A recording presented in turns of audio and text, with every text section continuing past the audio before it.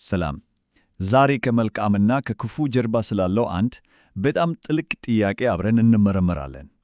እውነት ለመናገር በመነሻ ጽሑፎቻችን መሠረት ይሄ ነገር መላውን አጽናፈ ሰማይ ያናወጠ ጥልቅ ስነ መለኮታዊ ክርክር ነው።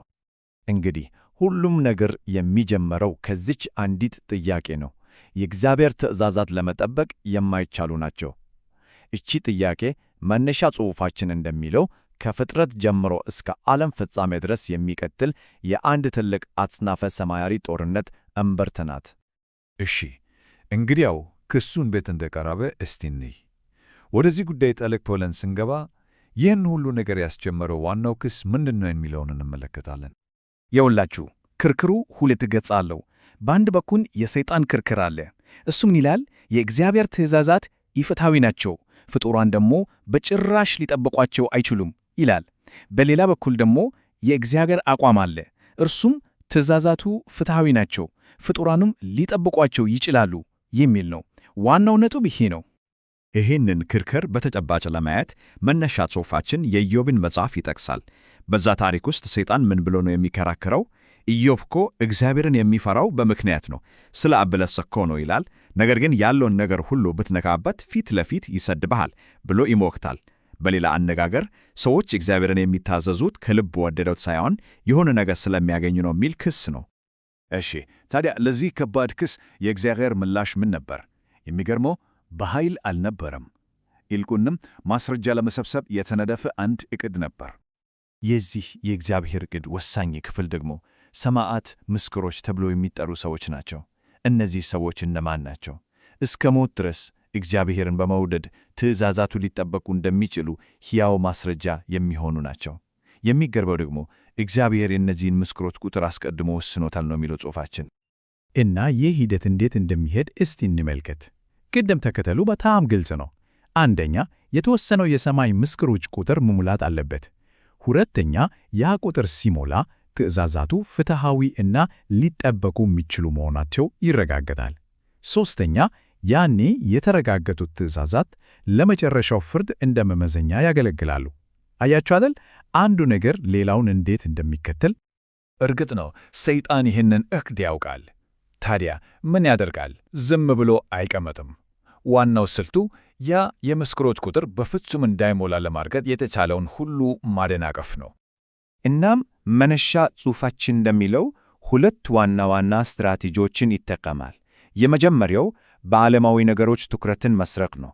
ለምሳሌ ሰዎች በገንዘብ እና በሥራ እንዲጠመዱ ማድረግ፣ ዝናና ስልጣን እንዲያሳድዱ ማድረግ፣ በሀብት ማካበትና በተለያዩ መዝናኛዎች ላይ እንዲያተኩሩ ማድረግ። በዚህ ሁሉ መሃል ቅዱሳት መጻሕፍት ምንም ጊዜ እንዳይኖራቸው ማድረግ። ሁለተኛው ስልት ደግሞ ይሄኛው ይበልጥ ስውር እና መንፈሳዊ ነው። እዚህ ላይ ደግሞ ሐሰተኛ ተአምራቱን እና ራእዮችን ይጠቀማል። ሐሰተኛ አስተማሪዎችን ያስፋፋል። ቅዱሳት መጻሕፍትን በማታመም ውዥንብር ይፈጥራል። በአጠቃላይ በእግዚአብሔር ቃል ላይ ያለውን እምነት ለማጥቃት ይሞክራል። እሺ፣ ከዚህ ሁሉ ትግል በኋላ ክርክሩን የሚዘጋው የመጨረሻው ማስረጃ ምንድን ነው? አሁን ወደዛ እንሂድ። ሁለት ነገሮችን እንመለከታለን። አንደኛው መስቀሉ ሲሆን፣ ሌላኛው ደግሞ ከብሉይ ኪዳን የተወሰደ በጣም ኃይለኛ ምሳሌ ነው። ይህ በጣም የሚገርም ምሳሌ ነው። መነሻ ጽሑፋችን የአስቴርን ታሪክ በመጠቀም ይህንን ግዙፍ አጽናፈ ሰማያዊ ግጭት በትንሹ ያሳየናል። እስቲ ገጸ ባህሪያቱን እና ምሳሌያዊ ሚናቸውን እንመልከት። ሐማ ከሳሹ ሰይጣንን ይወክላል። የአይሁድ ሕዝብ ደግሞ ለክፋት ማይሰግዱትን የእግዚአብሔርን ሰዎች ይወክላሉ። የአስቴር መሥዋዕትነት የክርስቶስን የመስቀል መሥዋዕትነት ያሳያል። የሐማ መስቀያ ደግሞ የሰይጣን የራሱ የሽንፈት መሣሪያ ይሆናል። እንዴት የሚገርም ተመሳሳይነት ነው! ልክ ሐማ ለመርዶክዮስ ባዘጋጀው መስቀያ ላይ ራሱን እንደተሰቀለ ሁሉ እዚህም ላይ ተመሳሳይ ነገር እናያለን። ሰይጣን መስቀሉን ወይም ዛፉን የእግዚአብሔርን ወራሽ ለመግደልና ሕዝቡን ለማጥፋት የተጠቀመበት የፍርድ መሣሪያ አድርጎ ነበር ያሰበው። ነገር ግን እግዚአብሔር ያንን ነገር ሙሉ በሙሉ ገለበጠው። የሞት መሣሪያ የነበረው ነገር የሕይወት እና የድኅነት ምንጭ አልፎ ተርፎም የሰይጣን የራሱ የፍርድ መሣሪያ ሆነ። እሺ፣ ማስረጃው ቀርቧል። ክርክሩ ተደርጓል። ታዲያ ቀጥሎ ምን ይመጣል? የመጨረሻው ምዕራፍ የአጽናፈ ሰማይ ፍርድ መሰጠት ነው። የክርስቶስ እና የሰማዕታቱ መሥዋዕትነት ይሄ ነው ሊስተባበል ማይቻለው የመጨረሻ ማስረጃ።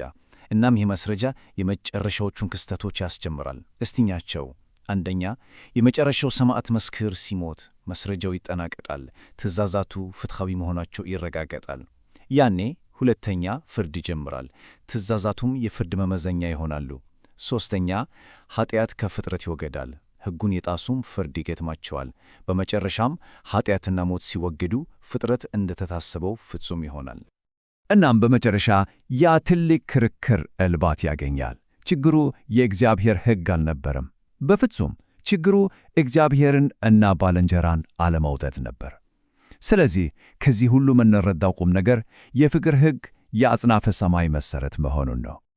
እናም ይህ ሁሉ ትንታኔ በአንድ ትልቅ እና ጥልቅ ሐሳብ ይደመድማል። እስቲ ያስቡት፣ ሰማዕት ምስክሮቹ በዚህ እንከን ባለበት ሟች ሥጋቸው ውስጥ ሆኖ የእግዚአብሔርን ሕግ መከተል ከቻሉ፣ ይሄ ምን ያረጋግጣል? ትእዛዛቱ ሁልጊዜም ሊጠበቁ የሚችሉ እንደነበሩ ያረጋግጣል። በዚህም የፍጥረት የመጀመሪያ ዓላማ ይፈጸማል። ጥያቄው ይሄ ነው፣ በተረገመ ሥጋ ውስጥ እንኳን ትእዛዛቱን መጠበቅ ይቻላል? መልሱ አዎ ይመስላል።